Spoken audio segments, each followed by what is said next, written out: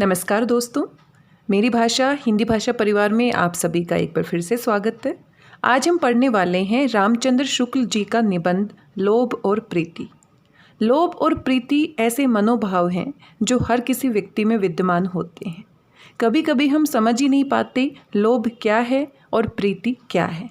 लोभ और प्रीति को कैसे हम अलग अलग समझ सकते हैं, इनकी परिभाषाएं क्या हो सकती हैं और कहाँ पर इन दोनों का अंतर समाप्त हो जाता है, ऐसे अनेक तथ्य इस निबंध में हमें पढ़ने को मिलेंगे। आचार्य रामचंद्र शुक्ल जी ने अनेक मनोविकार संबंधी निबंध लिखे हैं। मनोभाव संबंधी निबंधों में आचार्य शुक्ल ये बतलाना चाहते हैं कि साहित्य और मनुष्य के भीतर बहते हुए भाव का स्रोत एक ही है, उनमें कोई भिन्नता नहीं है। वे मनोभावों को हमेशा लोक व्यवहार और नैतिकता की कसौटी पर परखते हैं। मनोभावों का आधार मनुष्य का भौतिक जीवन है।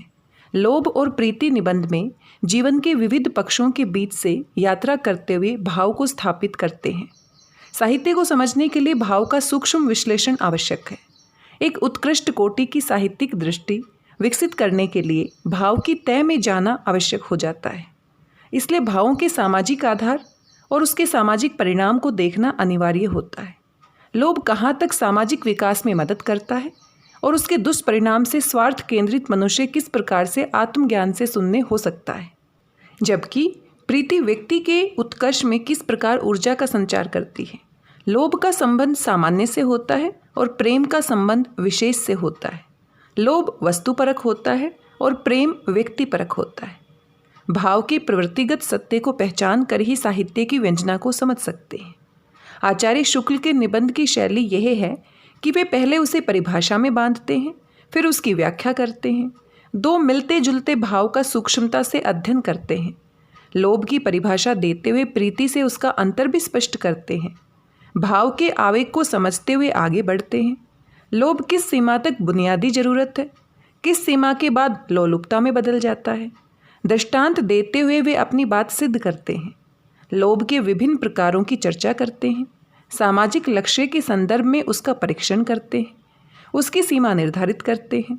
लोभ के लोक मंगल स्वरूप का सवाल उठाते हैं। फिर लोभ और असंतोष के संबंध को खोलते हैं, जो आधुनिक समाज में रोग की तरह व्याप्त हो गया है। असंतोष मानसिक उद्विग्नता को जन्म देता है। प्रेम में व्यक्ति संवेदनात्मक निकटता का एहसास करता है। प्रेम के एकांतिक और लोक जीवन के प्रभाव के बीच उसको निखारते हैं। प्रेम के संदर्भ में कर्म सौंदर्य की प्रधानता पर बल देते हैं। रूप आकर्षण और सहचर्य जन्य प्रेम में अंतर बताते हैं। प्रेम भाव का उज्ज्वल रूप हमारे सामने उपस्थित होता है। संक्षेप में आचार्य शुक्ल के निबंध लोभ और प्रीति की यही भाव यात्रा है। मनोविकार संबंधी निबंध उनकी अंतर यात्रा के कुछ पड़ाव हैं। साहित्य पर विचार करते हुए उन्हें अनदेखा नहीं किया जा सकता। भाव को विस्तार देने में वे अराजक नहीं होते हैं। विचार वाक्य और अनुच्छेदों में कसे हुए होते हैं। आइए उनकी इस अंतर यात्रा को हम भी महसूस करते हैं और लोभ और प्रीति के बीच के अंतर को समझने की कोशिश करते हैं। पढ़ते हैं निबंध लोभ और प्रीति। किसी प्रकार का सुख या आनंद देने वाली वस्तु के संबंध में मन की ऐसी स्थिति को जिसमें उस वस्तु के अभाव की भावना होते ही प्राप्ति, सानिध्य या रक्षा की प्रबल इच्छा जग पड़े, लोभ कहते हैं।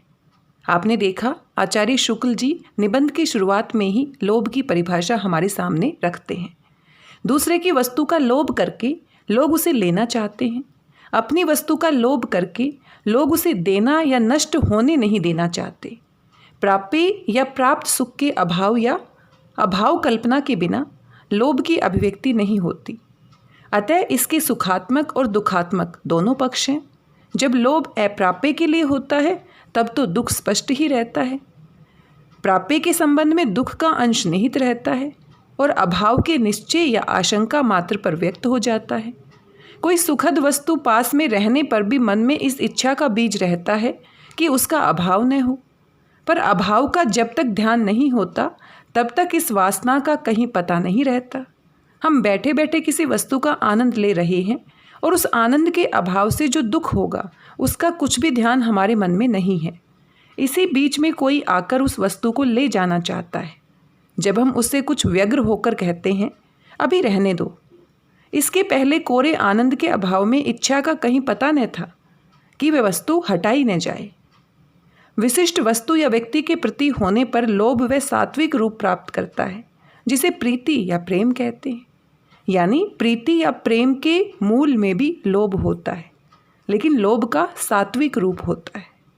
जहाँ लोभ सामान्य या जाति के प्रति होता है वहाँ वह लोभ ही रहता है, पर जहाँ किसी जाति के एक ही विशेष व्यक्ति के प्रति होता है वहाँ वह रुचि या प्रीति का पद प्राप्त कर लेता है। लोभ सामान्य उन्मुख होता है और प्रेम विशेष उन्मुख। कहीं कोई अच्छी चीज़ है, यह सुनकर दौड़ पड़ना लोभ है। किसी विशेष वस्तु पर इस प्रकार मुग्ध रहना कि उससे कितनी ही अच्छी अच्छी वस्तुओं के सामने आने पर भी उस विशेष वस्तु की प्रवृत्ति में न हटे, रुचि या प्रेम है। किसी स्त्री या पुरुष के रूप की प्रशंसा सुनते ही पहला भाव लोभ का होगा। किसी को हमने बहुत सुंदर देखा और लुभा गए, उसके पीछे दूसरे को उससे भी सुंदर देखा तो उस पर लुभा गए। जब तक प्रवृत्ति का ये व्यभिचार रहेगा तब तक हम रूप लोभी ही माने जाएंगे। जब हमारा लोभ किसी एक ही व्यक्ति पर स्थिर हो जाएगा, हमारी वृत्ति एकनिष्ठ हो जाएगी, तब हम प्रेमी कहे जाने के अधिकारी होंगे। पर साधारणतः मन की ललक यदि वस्तु के प्रति होती है तो लोभ, और किसी प्राणी या मनुष्य के प्रति होती है तो उसे हम प्रीति कहते हैं। लोभ का प्रथम संवेदनात्मक अवयव है किसी वस्तु का बहुत अच्छा लगना, उससे बहुत सुख या आनंद का अनुभव होना, अतः वह आनंद स्वरूप है। इसी से किसी अच्छी वस्तु को देखकर लुभा जाना कहा जाता है। पर केवल इस अवस्था में लोभ की पूरी अभिव्यक्ति नहीं होती। कोई वस्तु हमें बहुत अच्छी लगी, किसी वस्तु से हमें बहुत सुख या आनंद मिला, इतने ही पर दुनिया में ये नहीं कहा जाता कि हमने लोभ किया। जब संवेदनात्मक अवयव के साथ इच्छात्मक अवयव का संयोग होता है, अर्थात जब उस वस्तु को प्राप्त करने की, दूर न करने की, नष्ट न होने देने की इच्छा प्रकट होगी, तभी हमारा लोभ लोगों पर खुलेगा। इच्छा लोभ या प्रीति का ऐसा आवश्यक अंग है कि यदि किसी को कोई बहुत अच्छा या प्रिय लगता है तो लोग कहते हैं कि वह उसे चाहता है। भूखे रहने पर सबको पेड़ा अच्छा लगता है, पर चौबे जी पेट भर भोजन के ऊपर भी पेड़े पर हाथ फेरते हैं। अतः हम कह सकते हैं कि चौबे जी को मिष्ठान से अधिक रुचि है।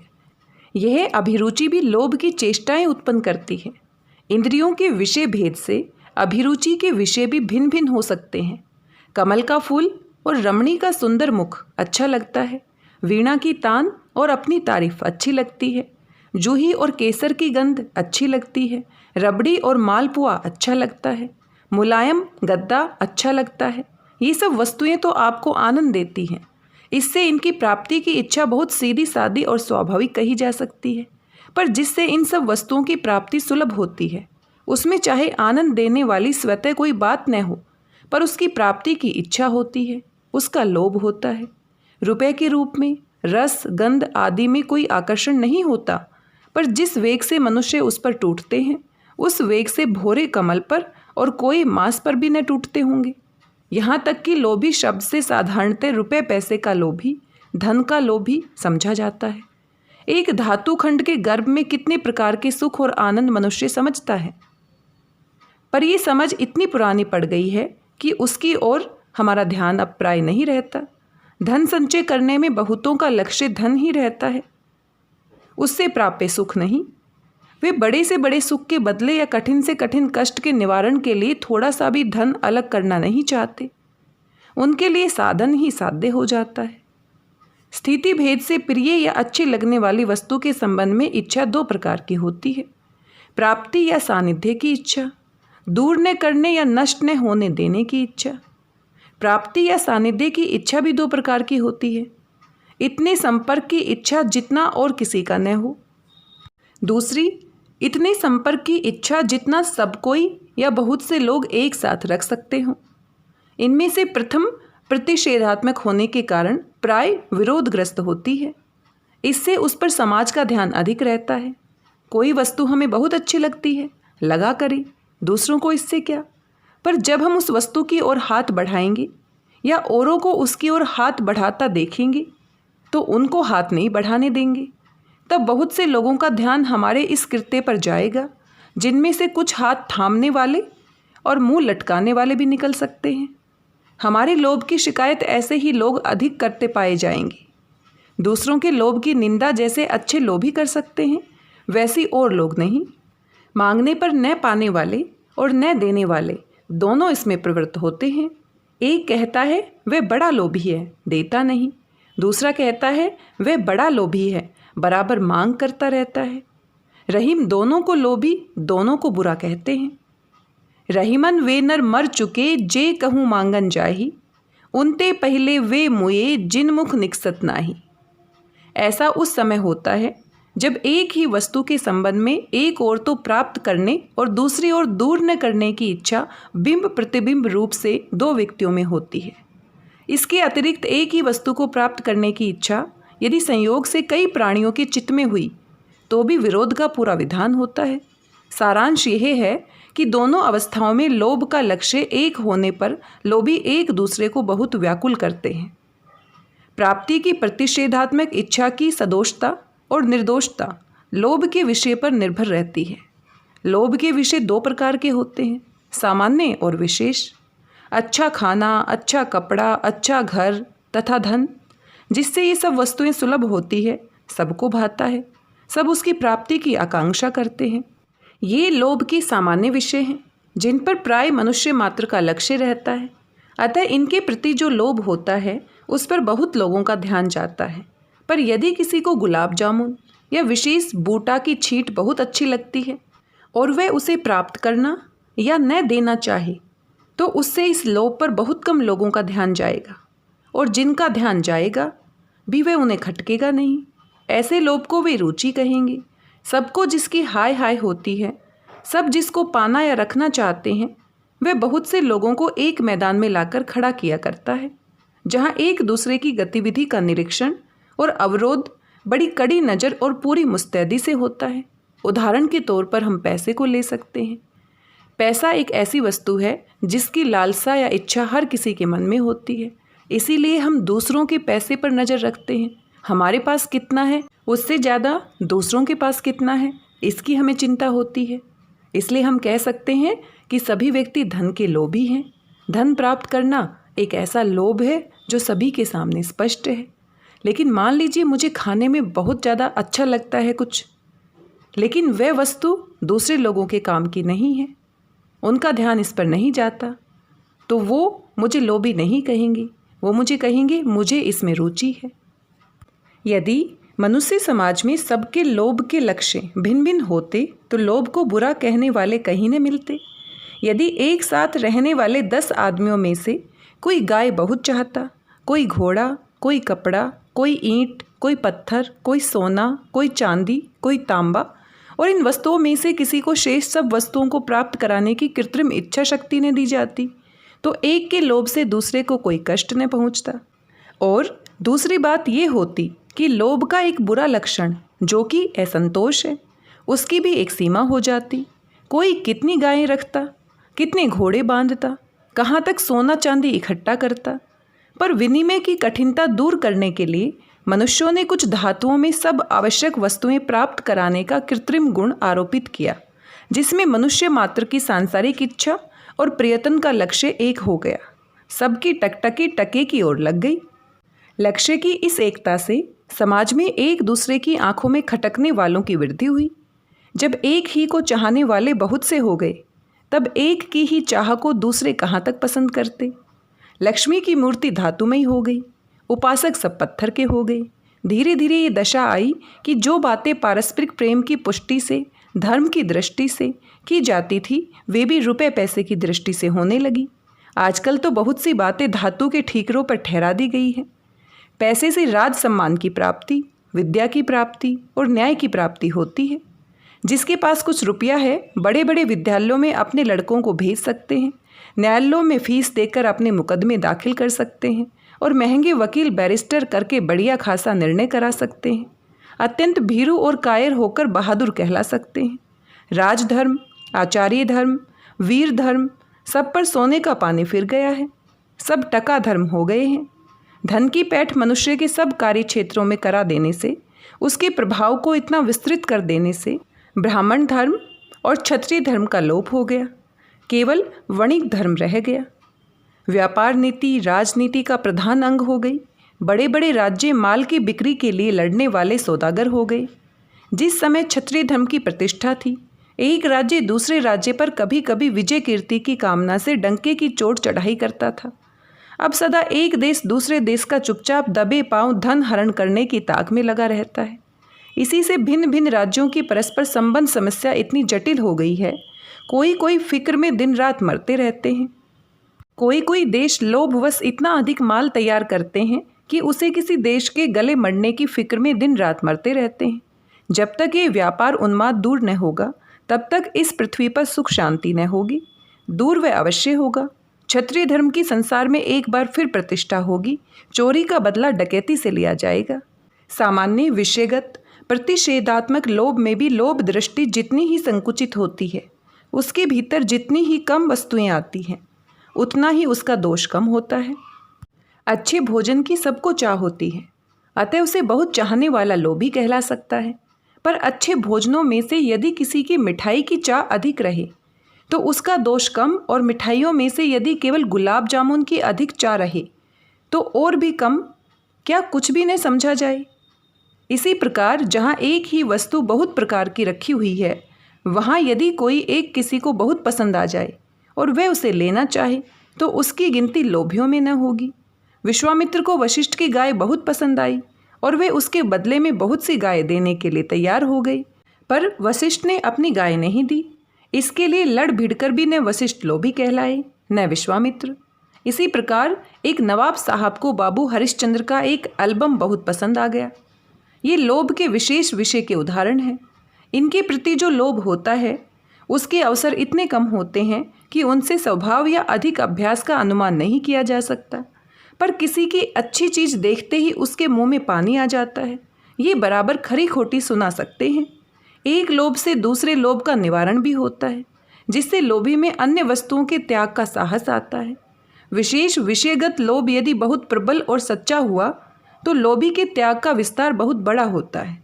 लोभ तो उसे एक विशेष और निर्दिष्ट वस्तु से है, अतः उसके अतिरिक्त अन्य अनेक वस्तुओं का त्याग वह उसके लिए कर सकता है। विश्वामित्र एक गाय के लिए अपना सारा राजपाट देने को तैयार हो गए थे। अन्य का त्याग अनन्य और सच्चे लोभ की पहचान है।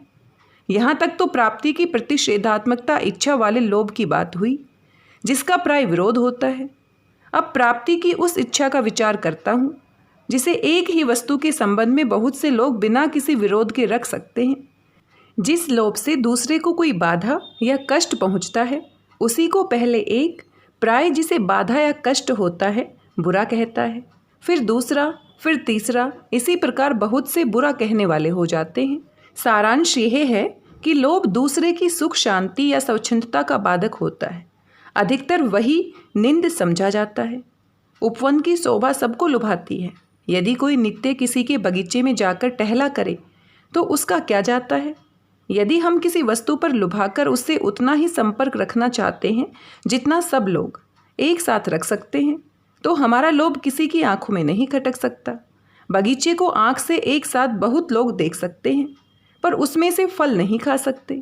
जहाँ देखने का भी दाम लगता है या कुछ आदमियों का देखना बिना बंद किए देखा नहीं जा सकता, वहाँ दृष्टि संपर्क की इच्छा भी मुश्किल में डाल देती है।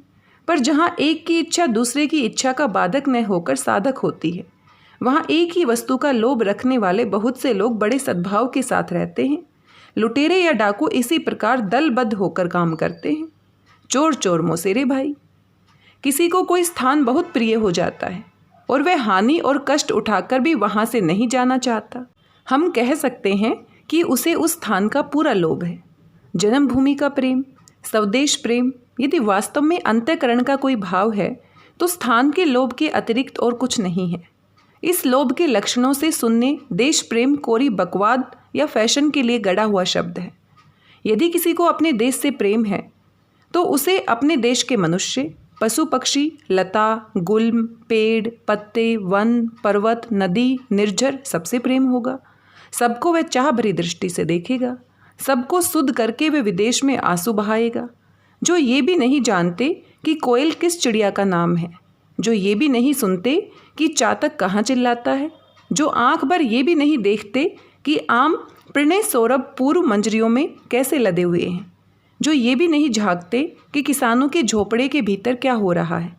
वे यदि 10 बने ठने मित्रों के बीच प्रत्येक भारतवासी की औसत आमदनी का परता बताकर देश प्रेम का दावा करें, तो उनसे पूछना चाहिए कि भाइयों, बिना परिचय का ये कैसा प्रेम?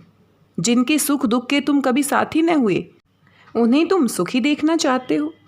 ये समझते नहीं बनता। उनसे कोसों दूर बैठे बैठे, पड़े पड़े व खड़े खड़े तुम विलायती बोली में अर्थशास्त्र की दुहाई दिया करो, पर प्रेम का नाम उसके साथ न घसीटो। प्रेम हिसाब किताब की बात नहीं है। हिसाब किताब करने वाले भाड़े पर भी मिल सकते हैं, पर प्रेम करने वाले नहीं। हिसाब किताब से देश की दशा का ज्ञान मात्र हो सकता है। हित चिंतक और हित साधन की प्रवृत्ति इस ज्ञान से भिन्न है। वह मन के वेग पर निर्भर है। उसका संबंध लोभ या प्रेम से है, जिसके बिना आवश्यक त्याग का उत्साह हो ही नहीं सकता। जिसे ब्रज की भूमि से प्रेम होगा वह इस प्रकार होगा। नैनन सो रसखान जबे ब्रज के बन बाग तड़ाग निहारो, कैतिक के कल धोत के धाम करील के कुंजन ऊपर बारो। रसखान तो किसी की लकुटी अरु कमरिया पर तीनों पुरों पर राज सिंहासन तक त्यागने को तैयार थे, पर देश प्रेम की दुहाई देने वालों में से कितने अपने किसी थके मांदे भाई के फटे पुराने कपड़ों और धूल भरे पैरों पर रीझकर या कम से कम न खींचकर बिना मन मैला किए कमरे की फर्श भी मैली होने देंगे? मोटे आदमियों, तुम जरा सा दुबले हो जाते अपने अंदेशे से ही सही, तो न जाने कितनी ठठरियों पर मांस चढ़ जाता। अब पूछिए कि जिनमें ये देश प्रेम नहीं है, उनमें ये किसी प्रकार हो भी सकता है? हाँ, हो सकता है, परिचय से, सानिध्य से। जिस प्रकार लोभ से सानिध्य की इच्छा उत्पन्न होती है, उसी प्रकार सानिध्य से भी लोभ या प्रेम की प्रतिष्ठा होती है।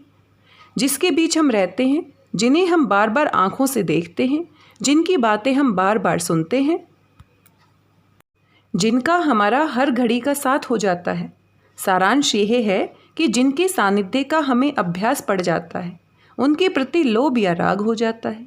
जिस स्थान पर कोई बहुत दिनों तक रह आता है, उसे छोड़ते हुए उसे दुख होता है। पशु और बालक भी जिनके साथ अधिक रहते हैं, उन्हें परच जाते हैं। ये परचना परिचय से निकलता है।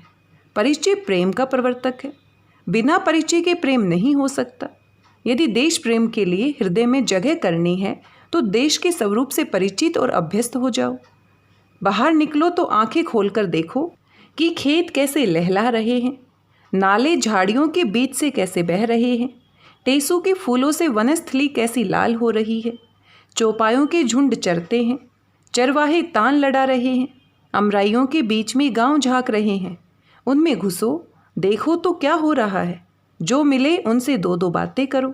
उनके साथ किसी पेड़ की छाया के नीचे घड़ी आध घड़ी बैठ जाओ और समझो कि ये सब हमारे हैं। इस प्रकार जब देश का रूप तुम्हारी आंखों में समा जाएगा, तुम उसके अंग प्रत्यंग से परिचित हो जाओगे। तब तुम्हारे अंतःकरण में इस इच्छा का उदय होगा कि वह हमसे कभी न छूटे, वह सदा हरा भरा और फला फूला रहे, उसके धन धान्य की वृद्धि हो, उसके सब प्राणी सुखी रहें। ये तो वर्तमान प्रेम सूत्र हुआ। अतीत की ओर भी दृष्टि फैलाओ। राम, कृष्ण, भीम, अर्जुन, विक्रम, कालिदास, भवभूति इत्यादि का स्मरण करो, जिससे ये सब नाम तुम्हारे प्यारे हो जाएं। इनके नाते भी इस भूमि और इस भूमि के निवासी तुम्हें प्रिय होंगे। पर आजकल इस प्रकार का परिचय बाबुओं को लज्जा का एक विषय हो रहा है। वे देश के स्वरूप से अनजान रहने या बनने में अपनी बड़ी शान समझते हैं। मैं अपने एक लखनवी दोस्त के साथ सांची का स्तूप देखने गया। ये स्तूप एक बहुत सुंदर एक छोटी सी पहाड़ी के ऊपर है। नीचे एक छोटा सा जंगल है, जिसमें महुए के पेड़ भी बहुत से हैं। संयोग से उन दिनों पुरातत्व विभाग का कैंप पड़ा हुआ था। रात को जाने से हम लोग उस दिन स्तूप नहीं देख सके। सवेरे देखने का विचार करके नीचे उतर रहे थे। बसंत का समय था। महुए चारों ओर टपक रहे थे। मेरे मुंह से निकला, महुओं की कैसी मीठी महक आ रही है। इस पर लखनवी महाशय ने मुझे रोककर कहा, यहाँ महुए सफ़े का नाम न लीजिए, लोग देहाती समझेंगे। मैं चुप हो गया। समझ गया कि महुए का नाम जानने से बाबूपन में बड़ा भारी बट्टा लगता है। आरंभ में ही कहा जा चुका है कि प्रवृत्ति भेद से प्रिय वस्तु के संबंध में इच्छा दो प्रकार की होती है, प्राप्ति या सानिध्य की इच्छा, या दूर न करने या कष्ट न होने की इच्छा। प्राप्ति या सानिध्य की इच्छा का विचार तो हो चुका, अब रक्षा की इच्छा का अन्वेषण करना है। रक्षा की इच्छा भी दो प्रकार की होती है, स्वायत्त रक्षा की इच्छा अर्थात अपने अधिकार में रहने की इच्छा, और दूसरी स्वनिरपेक्ष रक्षा की इच्छा अर्थात केवल बने रहने की इच्छा। स्वायत्त रहने की इच्छा प्राय अनन्य उपयोग या उपभोग की वासना से संबंध रखती है। इससे वह कभी कभी लोगों को खटकती है और लोग उसका विरोध करते हैं। कोई बहुत मीठे आम का पेड़ है जिसका फल हम सब लोग खाते हैं और जिसकी रखवाली सब लोग करते हैं। यदि उनमें से कोई एक अकेले उसकी रखवाली करने चले और किसी को पास न आने दे तो सब लोग मिलकर विरोध करेंगे। पर कभी कभी स्वायत्त रखने की इच्छा अन्य द्वारा यथेष्ट रक्षा के उस अविश्वास के कारण होती है जो लोभ या प्रीति की अधिकता से उत्पन्न होता है। ऐसी दशा में यदि संरक्ष्य वस्तु के उपयोग या उपभोग आदि में औरों को कोई बाधा नहीं पहुंचाती तो किसी एक का उसे अपनी रक्षा के लिए रखना दूसरे को बुरा नहीं लगता। यदि लोभ की वस्तु ऐसी है जिससे सबको सुख और आनंद है तो उस पर जितना भी अधिक ध्यान रहेगा, रक्षा के भाव की एकता के कारण परस्पर मेल की उतनी ही प्रवृत्ति होगी।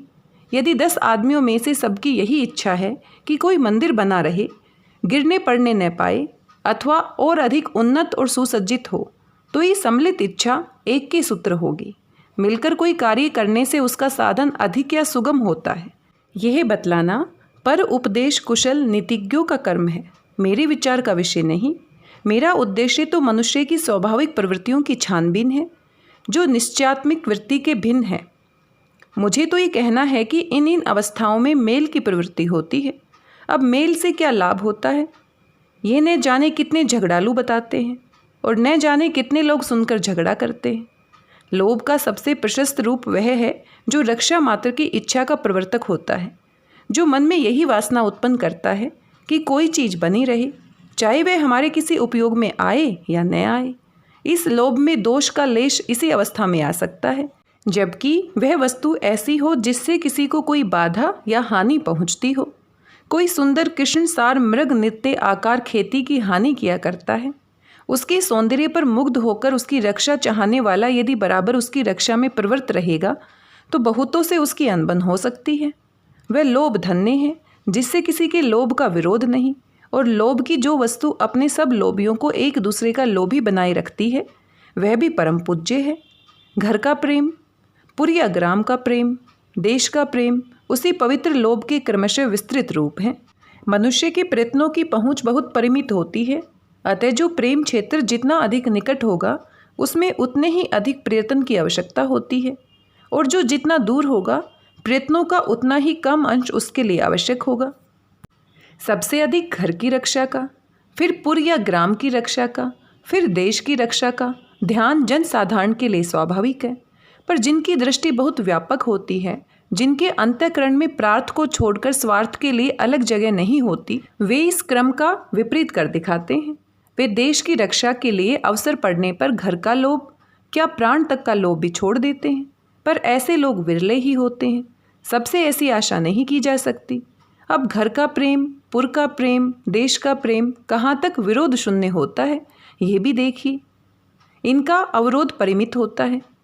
घर के भीतर, पुर या ग्राम के भीतर ही उसके होने का निश्चय रहता है। घर के बाहर, पुर या ग्राम के बाहर, देश के बाहर विरोध करने वाले मिल सकते हैं। एक घर की रक्षा दूसरे घर वाले से, एक पुर की रक्षा दूसरे पुर वालों से, और एक देश की रक्षा दूसरे देश वालों से करनी पड़ती है। जिनकी आत्मा समस्त भेदभाव भेद कर अत्यंत उत्कर्ष पर पहुंची हुई होती है, वे सारे संसार की रक्षा चाहते हैं। जिस स्थिति में भूमंडल के समस्त प्राणी, कीट पतंग से लेकर मनुष्य तक सुखपूर्वक रह सकते हैं, उसके अभिलाषी होते हैं। ऐसे लोग विरोध के परे होते हैं। उनसे जो विरोध रखे वे सारे संसार के विरोधी हैं, वे लोक के कंटक हैं।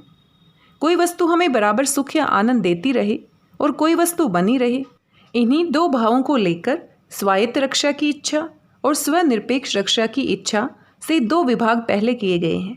अतः पहली को यदि हम अपने सुख की रक्षा की इच्छा कहें तो बहुत अनुचित न होगा। वस्तु के दूसरे के पास जाने से या नष्ट होने से हमें सुख या आनंद न मिल सकेगा, इसी से हम उसकी रक्षा के लिए व्यग्र होते हैं।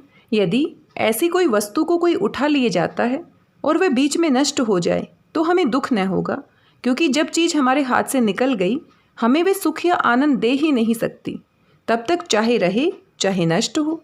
यहाँ तक कि यदि ले जाने वाले के प्रति हमें क्रोध होगा या ईर्ष्या होगी तो हम प्रसन्न होंगे। जहाँ वस्तु रक्षा की इच्छा होगी वहाँ ये बात न होगी। हम किसी दशा में उस वस्तु का नाश न चाहेंगे। किसी पुराने काजी के पास 2 स्त्रियां एक बच्चे का लेकर लड़ती हुई आई। एक कहती थी कि बच्चा मेरा है, दूसरी कहती थी मेरा।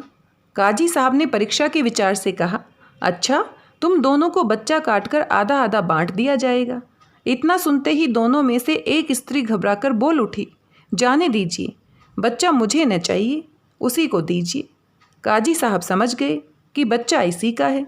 वह स्त्री बच्चे की माँ थी, अतः उसे उसका सच्चा लोभ था। अब तक लोभ के संबंध में जो कुछ कहा गया वह उसका व्यापक अर्थ लेकर, पर जैसा पहले कहा जा चुका है, लोभ शब्द कहने से आजकल प्राय धन के लोभ की भावना होती है। प्राप्ति या रक्षा की उस इच्छा की ओर ध्यान जाता है जो जीवन निर्वाह की सामग्रियों के प्रति होती है। धन से अनेक सुखों की प्राप्ति और अनेक कष्टों का निवारण होता है। अथवा यूँ कहिए कि धन के बिना संसार में रहना संभव नहीं। संसार में जो इतने लोग धन इकट्ठा करते दिखाई देते हैं, उनमें से कुछ तो घोर कष्ट के निवारण के लिए, कुछ अधिक सुख की प्राप्ति के लिए, कुछ भविष्य में सुख के अभाव या कष्ट की आशंका से, और कुछ बिना किसी उद्देश्य भावना के। इनमें से प्रथम श्रेणी के लोग तो धन की चाहे जितनी प्रबल इच्छा करें, उसके लिए चाहे जितने आतुर हो, लोभी नहीं कहला सकते। धन के बिना जिन्हें पेट भर अन्न नहीं मिलता, जो शीत और ताप से अपने शरीर की रक्षा नहीं कर सकते, उन्हें जो लोभी कहे वे बड़े भारी लोभी और बड़े भारी क्रूर हैं। दूसरी श्रेणी के लोगों पर से तो लोभ के आरोप की संभावना क्रमशः बढ़ते बढ़ते चौथी श्रेणी के लोगों पर जाकर निश्चय कोटि को पहुंच जाती है। कष्ट निवारण की इच्छा, अधिक सुख प्राप्ति की इच्छा, सुखाभाव या कष्ट की आशंका, ये तीनों धन और उसकी प्राप्ति की इच्छा के बीच ओट या व्यवधान के रूप में रहती है। जहाँ इन तीनों में से कोई पर्दा नहीं रहता, वहाँ शुद्ध धन लोभी की जगन्य मूर्ति साक्षात दिखाई पड़ती है। धन की कितनी इच्छा लोभ के लक्षणों तक पहुँचती है, इसका निर्णय करना कठिन है, पर किसी मनोविकार की उचित सीमा तक अतिक्रमण प्राय वहाँ समझा जाता है जहाँ और मनोवृत्तियाँ दब जाती हैं या उसके लिए बहुत कम स्थान रह जाता है। और मनोवेगों के आधिक्य से लोभ के आधिक्य में विशेषता ये होती है कि लोभ स्वविषय अन्वेषी होने के कारण अपनी स्थिति और वृद्धि का आधार आप खड़ा करता है, जिससे असंतोष की प्रतिष्ठा के साथ ही साथ और वृत्तियों के लिए स्थायी अनवकाश हो जाता है। और मनोविकारों में वह बात नहीं होती। क्रोध को ही लीजिए, क्रोध कुछ बातों पर आता है, पर उन बातों को ढूंढने में प्रवृत्त नहीं होता। क्रोधी स्वभाव का मनुष्य ऐसी बातों पर चिढ़ जाता है जिनसे और लोग नहीं चिढ़ते, पर वे सदा इस फेर में नहीं घूमा करते कि कोई बात चिढ़ाने को मिले। क्रोध से आग बबूला होने वाले तुरंत करुणा से आर्द्र और लज्जा से पानी पानी होते हुए भी देखे जाते हैं। क्रोध आदि में अन्य वृत्तियों का जो बोध होता है वे प्राय क्षणिक होता है, पर लोभ द्वारा स्थायी हो जाता है। बात यह है कि लोभ प्रथम अवयव सुखात्मक होने के कारण लोभ को विषय की ओर बराबर प्रवृत्त रखता है। धन का लोभी धन पाकर लोभ से निवृत्त नहीं हो सकता। या तो भले बुरे का सब विचार छोड़ रक्षा में तत्पर दिखाई देता है या और अधिक प्राप्ति में। इस प्रकार लोभ से अन्यमुख वृत्तियों का जो स्तंभन होता है वह स्वभाव अंतर्गत हो जाता है। अस्तु स्थूल रूप से उद्धृत लोभ के 2 उग्र लक्षण कहे जा सकते हैं। पहला असंतोष और दूसरा अन्य वृत्तियों का दमन। लोभ चाहे जिस वस्तु का हो, जब वह बहुत बढ़ जाता है तब उस वस्तु की प्राप्ति, सानिध्य या उपयोग से जी नहीं भरता। मनुष्य चाहता है कि वह बार बार मिले या बार बार मिलती रहे। धन का लोभ जब रोग होकर चित्त में घर कर लेता है तब प्राप्ति होने पर भी और प्राप्ति की इच्छा बराबर जगती रहती है, जिससे मनुष्य सदा आतुर और प्राप्त के आनंद से विमुख रहता है। जितना नहीं है उतने के पीछे, जितना है उतने से प्रसन्न होने का उसे कभी अवसर ही नहीं मिलता। उसका सारा अंतःकरण सदा अभाव में रहता है। उसके लिए जो है वह भी नहीं है। असंतोष अभाव कल्पना से उत्पन्न दुख है। अतः जिस किसी में ये अभाव कल्पना स्वाभाविक हो जाती है, सुख से उसका नाता सब दिन के लिए टूट जाता है। न किसी को देखकर वह प्रसन्न होता है और न उसे देखकर कोई प्रसन्न होता है। इसी से संतोष सात्विक जीवन का एक अंग बतलाया गया है। भक्तवर तुलसीदास जी संतोष वृत्ति की वांछा इस प्रकार करते हैं। कब हुक हो यही रहीन रहोगे, यथा लाभ संतोष सदा काहूँ सो कछू न चाहोगे। पर जिस स्थिति से कोई कष्ट या कठिनता हो उससे असंतुष्ट रहना गृहस्थ का धर्म है, क्योंकि ऐसे असंतोष से जिस प्रयत्न की प्रेरणा होती है वह एक अच्छे फल के निमित्त होता है। ऐसे असंतोष का अभाव आलस्य सूचक होता है, पर प्राप्ति की जो इच्छा व्यसन के रूप में होती है उसका निरसन ही ठीक है। धन का जो लोभ मानसिक व्याधि या व्यसन के रूप में होता है उसका प्रभाव अंतःकरण की शेष वृत्तियों पर यह होता है कि वे अनअभ्यास से कुंठित हो जाती हैं। जो लोभ और मान अपमान के भाव को, करुणा और दया के भाव को, न्याय अन्याय के भाव को, यहाँ तक कि अपने कष्ट निवारण या सुख भोग की इच्छा तक को दबा दे, वह मनुष्यता कहाँ तक रहने देगा। जो अनाथ विधवा का सर्वस्व हरण करने के लिए कुर्क अमीन लेकर चढ़ाई करते हैं, जो अभिमानी धनिकों की दुत्कार सुनकर त्योरी पर बल नहीं आने देते, जो मिट्टी में रुपया गाड़कर न आप खाते हैं न दूसरे को खाने देते हैं, जो अपने परिजनों का कष्ट क्रंदन सुनकर भी रुपए गिनने में लगे रहते हैं, वे अधमरे होकर जीते हैं। उनका आधा अंतःकरण मारा गया समझिए। जो किसी के लिए नहीं जीते उनका जीना न जीने के बराबर है। लोभियों का दमन योगियों के दमन से किसी प्रकार कम नहीं होगा।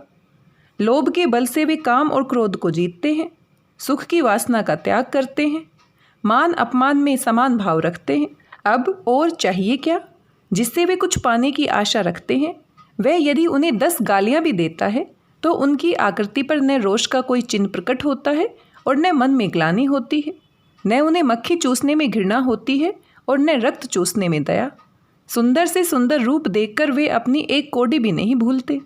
करुण से करुण स्वर सुनकर वे अपना एक पैसा भी किसी के यहाँ नहीं छोड़ते। तुच्छ से तुच्छ व्यक्ति के सामने हाथ फैलाने में भी वे लज्जित नहीं होते। क्रोध, दया, घृणा, लज्जा आदि करने से क्या मिलता है कि वे करने जाएं, जिस बात से उन्हें कुछ मिलता नहीं, जबकि उसके लिए उसके मन में किसी कोने में जगह नहीं होती। तब जिस बात से पास का कुछ जाता है वह बात उन्हें कैसी लगती होगी? यह यूँ ही समझा जा सकता है। जिस बात में कुछ लगे वह उनके किसी काम की नहीं, चाहे वह कष्ट निवारण हो या सुख प्राप्ति, धर्म हो या न्याय। वे शरीर सुखाते हैं, अच्छे भोजन, अच्छे वस्त्र आदि की आकांक्षा नहीं करते। लोभ के अंकुश से अपनी संपूर्ण इंद्रियों को वश में रखते हैं। लोभियों, तुम्हारा अक्रोध, तुम्हारा इंद्रिय निग्रह, तुम्हारी मानापमान समता, तुम्हारा ताप अनुकरणीय है। तुम्हारी निष्ठुरता, तुम्हारी निर्लज्जता, तुम्हारा अविवेक, तुम्हारा अन्याय विगणनीय है। तुम धन्य हो, तुम्हें धिक्कार है। पक्के लोभी लक्ष्य भ्रष्ट नहीं होते, कच्चे हो जाते हैं। किसी वस्तु को लेने के लिए कई आदमी खींचतान कर रहे हैं, उनमें से एक क्रोध में आकर उस वस्तु को नष्ट कर देता है। उसे पक्का लोभी नहीं कह सकते, क्योंकि क्रोध ने उसके लोभ को दबा दिया, वह लक्ष्य भ्रष्ट हो गया। अब एक प्राणी के प्रति दूसरे प्राणी के लोभ का प्रसंग सामने आता है, जिसे प्रीति या प्रेम कहते हैं। यद्यपि किसी व्यक्ति की और प्रवृत्ति भी जब एक निष्ठ न हो लोभ ही कही जा सकती है, पर साधारण बोलचाल में वस्तु के प्रति मन की जो ललक होती है उसे लोभ, और किसी व्यक्ति के प्रति जो ललक होती है उसे प्रेम कहते हैं। वस्तु और व्यक्ति के विषय भेद से लोभ के स्वरूप और प्रवृत्ति में बहुत कुछ भेद पड़ जाता है। इससे व्यक्ति के लोभ को अलग नाम दिया गया है, पर मूल में लोभ और प्रेम दोनों एक ही सिक्के के दो पहलू होते हैं। उसका पता हमारी भाषा ही देती है। किसी रूपवान या रूपवती को देखकर उस पर लुभा जाना बराबर कहा जाता है। अंग्रेजी के प्रेमवाचक शब्द लव, सेक्शन के लुफू और लैटिन के लुबेट का संबंध संस्कृत के लोभ शब्द या लुभ धातु से स्पष्ट लक्षित होता है। किसी व्यक्ति का लोभ वस्तु के लोभ से कितना विलक्षण होता है, अब ये देखना चाहिए। विलक्षणता का सबसे बड़ा कारण है दोनों पक्षों में मनस्तत्व का विधान। जो लुब्ध होता है उसके भी हृदय होता है, जिस पर वह लुब्ध होता है उसके भी। अतः किसी व्यक्ति का लोभी उस व्यक्ति से केवल बाह्य संपर्क रखकर ही तुष्ट नहीं हो सकता, उसके हृदय का संपर्क भी चाहता है। अतः मनुष्य का मनुष्य के साथ जितना गूढ़, जटिल और व्यापक संबंध हो सकता है उतना वस्तु के साथ नहीं। वस्तु लोभ के आश्रय और आलंबन इन दो पक्षों में भिन्न भिन्न कोटि की सत्ताएं रखती है, पर प्रेम एक ही कोटि की दो सत्ताओं का योग है। इससे कहीं अधिक गूढ़ और पूर्ण होता है। वस्तु के भीतर लोभी चेतना का कोई विधान नहीं देखता जिस पर प्रभाव डालने का वह प्रयत्न करे, पर प्रेमी प्रिय की अंतर्वृत्ति पर प्रभाव डालने में तत्पर रहा करता है। प्रभाव डालने की ये वासना प्रेम उत्पन्न होने के साथ ही जगती है और बढ़ी चली जाती है। किसी वस्तु पर लुब्ध होकर कोई इस चिंता में नहीं पड़ता कि उस वस्तु को मालूम हो जाए कि वह उस पर लुब्ध है, पर किसी पर लुब्ध या प्रेमासक्त होते ही प्रेमी इस बात के लिए आतुर होने लगता है कि प्रिय को उसके प्रेम की सूचना मिल जाए। उसे इस बात की चिंता रहती है कि प्रिय को भी उससे प्रेम हो गया है, कम से कम उसके प्रेम का पता लग गया है या नहीं। वाह निर्मोहिनी रूप की राशि जऊ उर हेतु ने ठानती हवे है, बार ही बबार बिलोकी घरी घरी सूरती तो पहचानती हवे है। ठाकुर या मन को प्रतीति है, जो पे सने ने मानती हवे है। आवत है नित मेरे लिए, इतनों तो विशेष के जानती हवे है। इस प्रवृत्ति के मूल में कई बातें दिखाई पड़ती हैं। पहली बात तो तुष्टि का विधान है। लोभी या प्रेमी सानिध्य या संपर्क द्वारा तुष्ट होना चाहता है।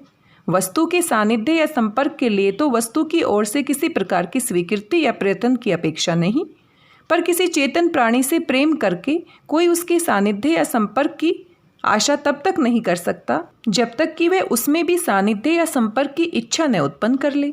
दूसरी बात यह है कि प्रेम का पूर्ण विकास तभी होता है जब दो हृदय एक दूसरे की ओर क्रमशः खिंचते हुए जाते हैं। इस अंतर्योग के बिना प्रेम की सफलता नहीं मानी जा सकती। अतः प्रिय को अपने प्रेम की सूचना देना उसके मन को अपने मन से मिलाने के लिए न्योता देना है। अपने प्रेम की सूचना देने के उपरांत प्रेमी प्रिय के हृदय में अपनी और कुछ भावों की प्रतिष्ठा चाहता है। पहले कहा जा चुका है कि सहसा उत्पन्न लोभ या प्रीति का प्रथम संवेदनात्मक अवयव है अच्छा लगना। वस्तु के संबंध में तो उसी वस्तु का अच्छा लगना काफ़ी होता है। लोभियों को इस फेर में नहीं पड़ना पड़ता कि जो वस्तु उन्हें अच्छी लग रही है उसे वे भी अच्छे लगें, या प्रेमी ये चाहने लगता है कि जिस प्रकार प्रिय मुझे अच्छा लगता है उसी प्रकार मैं भी प्रिय को अच्छा लगूं। वह अपना सारा अच्छापन किसी न किसी बहाने उसके सामने रखना चाहता है। यह बराबर देखने में आता है कि जब किसी नवयुवक का चित्त किसी युवती की ओर आकर्षित होता है तब ऐसे स्थानों पर जाते समय जहां उसके दिखाई पड़ने की संभावना होती है उसका ध्यान कपड़े लत्ते की सफाई और सजावट की ओर कुछ अधिक हो जाता है। सामने होने पर बातचीत और चेष्टा में भी एक खास ढब देखा जाता है। अवसर पड़ने पर चित्त की कोमलता, सुशीलता, वीरता, निपुणता इत्यादि का भी प्रदर्शन होता है। प्रेमी को जिस घड़ी ये पता चलता है कि प्रिय का चित्त भी उसकी ओर थोड़ा बहुत खिंचा है, उसी घड़ी से वह लोभ की ऊपरी सतह से और गहरे में जाकर प्रेम को आनंद लोक में मग्न हो जाता है। एक दूसरे की ओर आकर्षित दो हृदयों के योग से जीवन में एक नया रस उत्पन्न हो जाता है, या दूनी सजीवता आ जाती है। आनंद की संभावना भी बहुत अधिक बढ़ जाती है और दुख की भी। प्रिय के हृदय का आनंद प्रेमी के हृदय का आनंद हो जाता है। अतः एक ओर तो प्रिय के आनंद का मेल हो जाने से प्रेमी संसार की नाना वस्तुओं में कई गुने अधिक आनंद का अनुभव करने लगता है। दूसरी ओर प्रिय के अभाव में उन्हीं वस्तुओं में उसके लिए आनंद बहुत कम या कुछ भी नहीं रह जाता। वियोग की दशा में तो ये वस्तुएं उल्टा दुख देने लगती हैं। होते होते यहाँ तक होता है कि प्रेमी के लिए प्रिय के आनंद से अलग आनंद ही नहीं रह जाता। प्रिय के आनंद में ही ये अपना आनंद ढूंढा करता है। दो हृदयों की ये अभिन्नता अखिल जीवन की एकता के अनुभव पथ का द्वार है। प्रेम का ये एक रहस्यपूर्ण महत्व है। प्रेम का प्रभाव एकांत भी होता है और लोक जीवन के नाना क्षेत्रों में भी दिखाई पड़ता है। एकांत प्रभाव उस अंतर्मुख प्रेम से देखा जाता है जो प्रेमी को लोक के कर्म क्षेत्र से खींचकर केवल दो प्राणियों के एक छोटे से संसार में बंद कर देता है। उसका उठना बैठना, चलना फिरना, मरना जीना सब उसी घेरे के भीतर होता है। वह उस घेरे के बाहर कोई प्रभाव उत्पन्न करने के उद्देश्य से कुछ भी नहीं करता। उसमें जो साहस, धीरता, दृढ़ता, कष्ट सहिष्णुता आदि दिखाई देती है वह प्रेम मार्ग के बीच प्रेमो उन्माद के रूप में, लोक के बीच कर्तव्य के रूप में नहीं। सारांश यह है कि इस प्रकार के प्रेम का क्षेत्र सामाजिक और पारिवारिक जीवन से विच्छिन्न होता है। उसमें प्रिय पक्ष का प्रबल राग जीवन के अन्य सब पक्षों के पूर्ण विराग की प्रतिष्ठा कर देता है। फारसी के साहित्य में ऐसे ही एकांतिक और लोक बाह्य प्रेम की प्रधानता है। भारतीय साहित्य में गोपियों के प्रेम को प्राय यही स्वरूप दिया गया है। भक्ति मार्ग में प्राय यही एकांतिक और अनन्य प्रेम लिया गया है, क्योंकि ये एक ऐसा राग है जिसके प्रभाव से विराग की साधना आप से आप बिना किसी मानसिक प्रयत्न के हो जाती है। प्रेम का दूसरा स्वरूप वह है जो अपना मधुर और अनुरंजनकारी प्रकाश जीवन यात्रा को नाना पथों पर फेंकता है। प्रेमी जगत के बीच अपने अस्तित्व की रमणीयता का अनुभव आप भी करता है और अपने प्रिय को भी कराता है। प्रेम के दिव्य प्रभाव से उसे अपने आसपास चारों ओर सौंदर्य की आभा फैली दिखाई पड़ती है, जिसके बीच वह बड़े उत्साह और प्रफुल्लता के साथ अपना कर्म सौंदर्य प्रदर्शित करता है। वह प्रिय को अपने समग्र जीवन का सौंदर्य जगत के बीच दिखाना चाहता है। ये प्रवृत्ति इस बात का पूरा संकेत करती है कि मनुष्य की अंत्य प्रकृति में जाकर प्रेम का जो विकास हुआ है वह सृष्टि के बीच सौंदर्य विधान की प्रेरणा करने वाली एक दिव्य शक्ति के रूप में है। मनुष्य का प्रेम सौंदर्य, वस्तु सौंदर्य, कर्म सौंदर्य, वाक सौंदर्य, भाव सौंदर्य सब देखना और दिखाना चाहता है। वीरता के पुराने जमाने में युवक योद्धा ये समझकर कि गढ़ी की ऊंची अट्टालिकाओं के गवाक्षों से हमारी प्रेयसी झांकती होंगी कि सौंदर्य भावनापूर्ण उमंग के साथ रण क्षेत्र में उतरता था। कर्म का सबसे अधिक विकट क्षेत्र युद्ध है। इससे आर्य जाति के वीर काल के काव्यों में श्रृंगार और वीर का अत्यंत मनोहर समन्वय पाया जाता है। जिस प्रकार यूरोपीय साहित्य में वीर धर्म का एक युग रहा है, उसी प्रकार हमारे हिंदी साहित्य में भी उस काल की कविता का प्रसंग अधिकतर युद्ध और प्रेम ही पाया जाता है। भारतीय प्रबंध काव्यों की मूल प्रवृत्ति लोक जीवन से संश्लिष्ट प्रेम के वर्णन की ओर ही रही है। आदि कवि वाल्मीकि ने राम और सीता के प्रेम का विकास मिथिला या अयोध्या के महलों या बगीचों में न दिखाकर दंडक वन के विस्तृत कर्म क्षेत्र के बीच दिखाया है। उनका प्रेम जीवन यात्रा के मार्ग में माधुर्य फैलाने वाला है। उससे अलग किसी कोने में चौकड़ी या आहें भराने वाला नहीं। उसके प्रभाव से वनचर्या में एक अद्भुत रमणीयता आ गई है। सारे कटीले पथ प्रसूनमय हो गए हैं। संपूर्ण कर्म क्षेत्र एक मधुर ज्योति से जगमगा उठा है। कोमलांगी सीता अपने प्रिय पति की विशाल भुजाओं और कंधों के ऊपर निकली हुई धनुष की वक्र कोटि पर मुग्ध निविड़ और निर्जन काननों में निशंक विचरण कर रही है। खरदूषण की राक्षसी सेना कोलाहल करती आ रही है। राम कुछ मुस्कुराकर एक बार प्रेम भरी दृष्टि से सीता की ओर देखते हैं, फिर वीर दर्प से राक्षसों की ओर दृष्टि फेरकर अपना धनुष चढ़ाते हैं। उस वीर दर्प में कितनी उमंग, कितना उत्साह, कितना माधुर्य रहा होगा। सीता हरण होने पर राम का वियोग जो सामने आता है वह भी चारपाई पर करवटें बदलने वाला नहीं है, समुद्र पार कराकर पृथ्वी का भार उतारने वाला है। उस एकांतिक प्रेम की अपेक्षा जो प्रेमी को एक घेरे में उसी प्रकार बंद कर देता है जिस प्रकार कोई मरीज को एक कोठरी में डाल देता है, हम उस प्रेम का अधिक मान करते हैं जो एक संजीवन रस के रूप में प्रेमी के सारे जीवन पथ को रमणीय और सुंदर कर देता है। उसके सारे कर्म क्षेत्र को अपनी ज्योति से जगमगा देता है। जो प्रेम जीवन की नीरसता हटाकर उसमें सरसता ला दे वह प्रेम धन्य है। जिस प्रेम का रंजनकारी प्रभाव विद्वान की बुद्धि, कवि की प्रतिभा, चित्रकार की कला, उद्योगी की तत्परता, वीर के उत्साह तक बराबर फैली दिखाई दे, उसे हम भगवान का अनुग्रह समझते हैं। भगवत शक्ति के लिए हम तो प्रेम की यही पद्धति समीचीन मानते हैं, जबकि प्रिय के संबंध में न जाने कितनी वस्तुएं प्रिय हो जाती हैं। तब उस परम प्रिय के संबंध से सारा संसार प्रिय हो जाता है। शुद्धि भक्ति मार्ग में जगत से विरक्त का स्थान हम ढूंढते हैं और नहीं पाते हैं। भक्ति राग की वे दिव्य भूमि है जिसके भीतर सारा चराचर जगत आ जाता है। जो भक्त इस जगत को ब्रह्म की ही व्यक्त सत्ता या विभूति समझेगा, भगवान के लोकपालक और लोकरंजक स्वरूप पर मुग्ध होगा, वह अपने स्नेह, अपनी दया, अपनी सहानुभूति को लोक में और फैलाएगा कि चारों ओर से खींच लेगा। हम तो जगत के बीच हृदय के सम्यक प्रसार में ही भक्ति का प्रकृत लक्षण देखते हैं, क्योंकि राम की ओर ले जाने वाला रास्ता इसी संसार से होता हुआ गया है। जब कोई राम भक्त पुत्र कलत्र भाई बंधु का राग छोड़ने, कर्म पथ से मुंह मोड़ने और जगत से नाता तोड़ने का उपदेश देता है, तब मेरी समझ जवाब देने लगती है। मेरे देखने में तो वही राम भक्त सा लगता है जो अपने पुत्र कलत्र, भाई बहन और माता पिता से स्नेह का व्यवहार करता है, रास्ते में चींटियां बचाता चलता है, किसी प्राणी का दुख देख आंसू बहाता हुआ रुक जाता है, किसी दीन पर निष्ठुर अत्याचार होते देख क्रोध से तिलमिलाता हुआ अत्याचारी का हाथ थामने के लिए कूद पड़ता है। बालकों की क्रीड़ा देख विनोद से पूर्ण हो जाता है। लहलहाती हुई हरियाली देखकर लहला उठता है और खिले हुए फूलों को देखकर खिल जाता है। जो ये सब देख मुझसे क्या प्रयोजन कहकर विरक्त या उदासीन रहेगा, क्रोध, करुणा, स्नेह, आनंद आदि को पास तक न फटकने देगा, उसे मैं ज्ञानी, ध्यानी, संयमी, चाहे जो कहूँ, भक्त कदापि नहीं कह सकूँगा।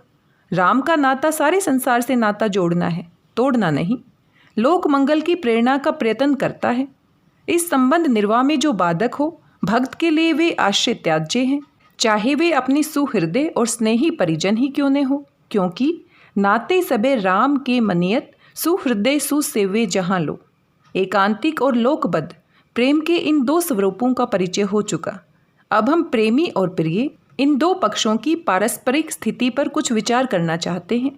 प्रेम कहीं तो दोनों पक्षों में युगपत होता है, अर्थात आरंभ से ही सम रहता है, कहीं पहले एक से उत्पन्न होकर फिर दूसरे में होता है, और कहीं एक ही में उत्पन्न होकर रह जाता है, दूसरे में होता ही नहीं, अर्थात विषम ही रह जाता है।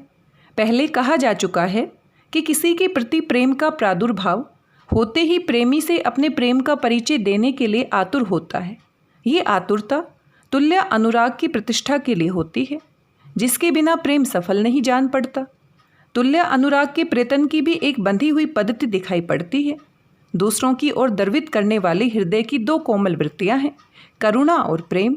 इनमें से प्रेम का पात्र होने के लिए भिन्न भिन्न प्रकार की विशिष्टता अपेक्षित होती है। इससे दूसरे के हृदय में प्रेम उत्पन्न कर सकने का निश्चय किसी को जल्दी नहीं हो सकता, पर दया का पात्र होने के लिए केवल दुख या पीड़ा का प्रदर्शन ही पर्याप्त होता है। दया का क्षेत्र अत्यंत विस्तृत है।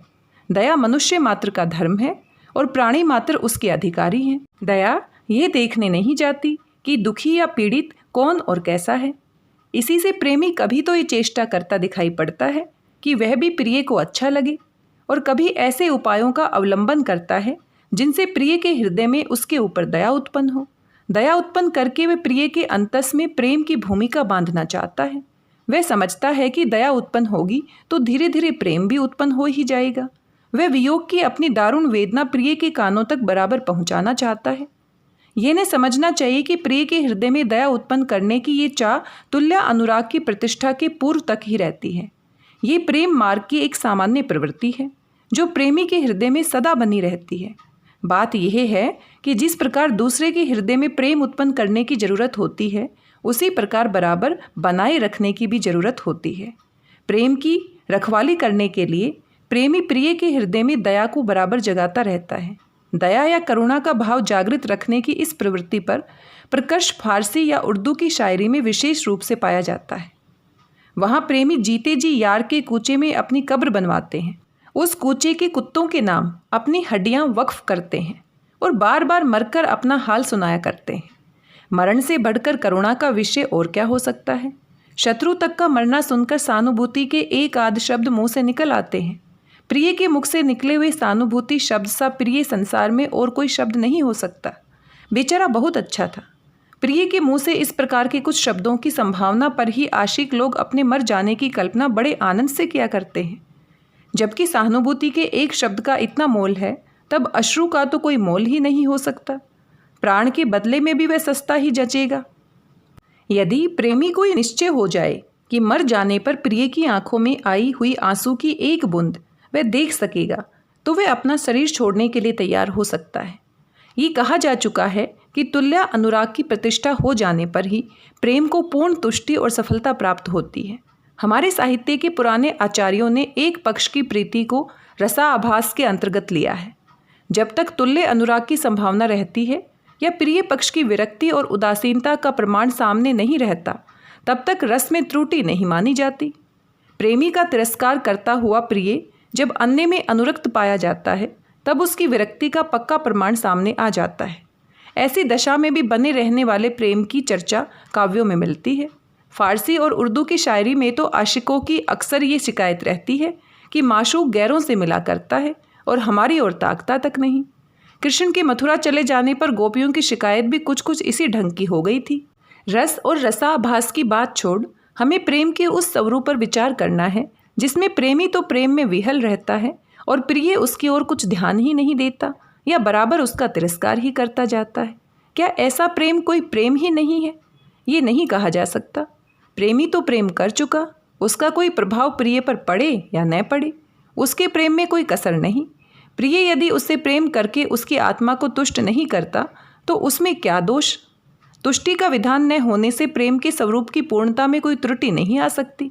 जहाँ तक ऐसे प्रेम के साथ तुष्टि की कामना या अतृप्ति का शोभ लगा दिखाई पड़ता है, वहाँ तक तो उसका उत्कर्ष प्रकट नहीं होता।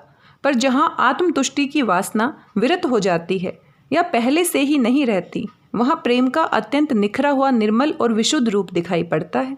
ऐसे प्रेम की अविचल प्रतिष्ठा अत्यंत उच्च भूमि पर होती है, जहाँ सामान्य हृदयों की पहुँच नहीं हो सकती।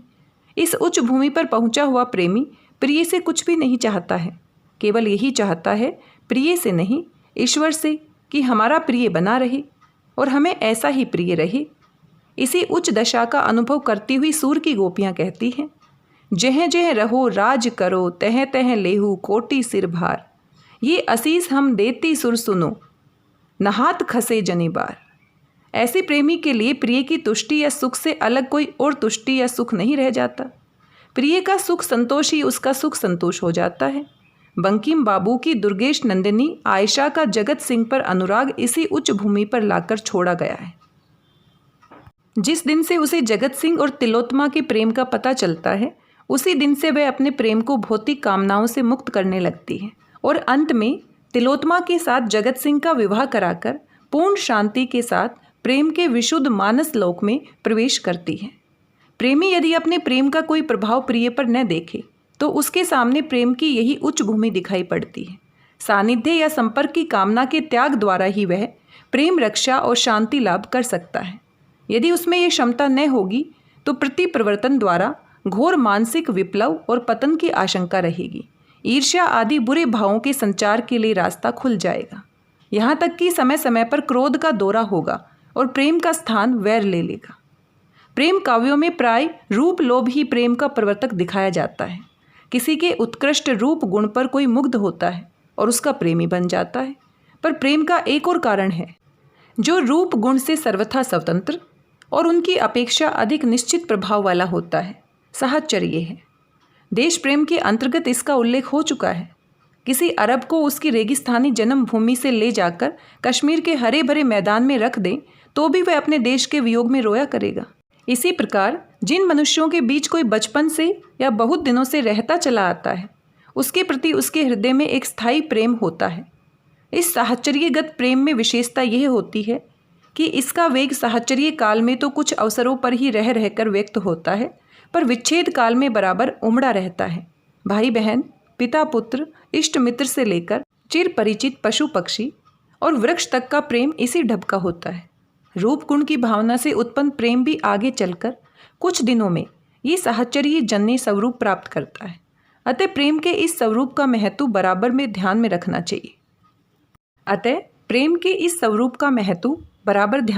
चाहिए।